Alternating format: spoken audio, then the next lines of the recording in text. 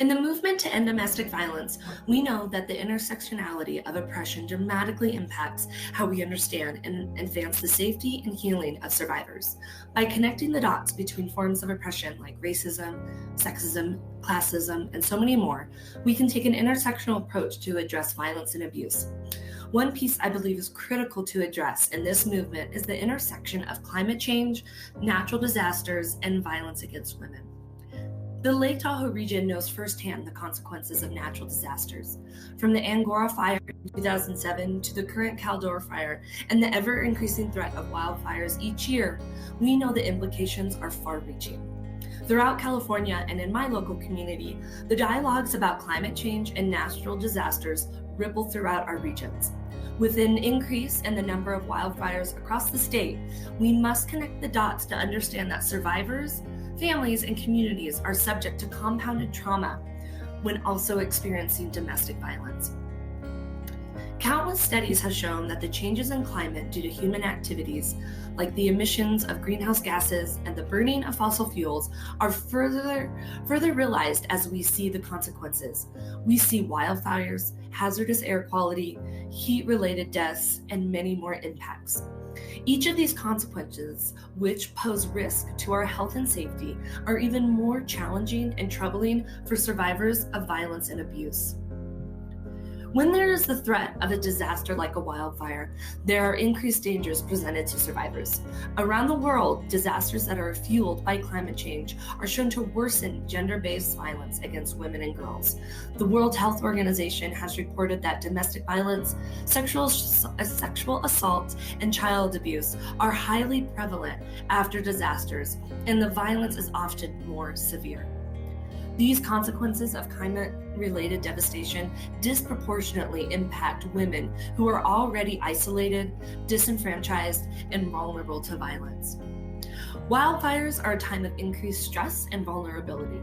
Communities often face food insecurities, familial tensions, financial struggles, displacement, disrupted social services, health problems, all of which accelerate the likelihood and intensity of violence and abuse. When a victim is faced with evacuating from a forest fire, they may feel pressure to stay with their abuser. Many of the resources community members rely on are limited, if not unavailable, during a wildfire. Domestic violence shelters may close, survivors are forced into shelters out of the area, or they may be forced to stay with their abusers. Abusers use power and control over their victims. Abusers may feel even more powerless, which can escalate their abuse.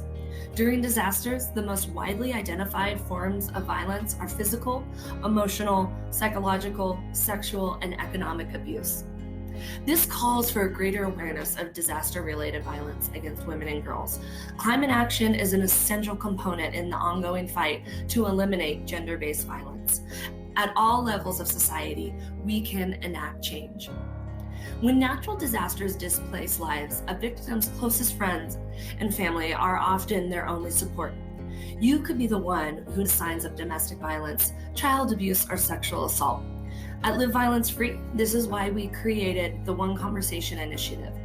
We want to provide everyone with the tools to speak to a victim and help to encourage them to seek the support they need.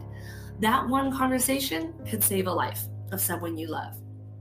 Policymakers and change agents can include women's voices in disaster management and relief measures. We can better implement systems that coordinate resources during wildfires and other disasters to prevent violence.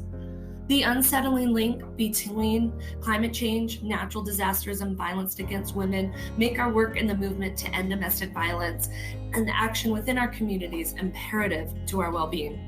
With limited resources after events like wildfires, our most vulnerable neighbors need the support even more.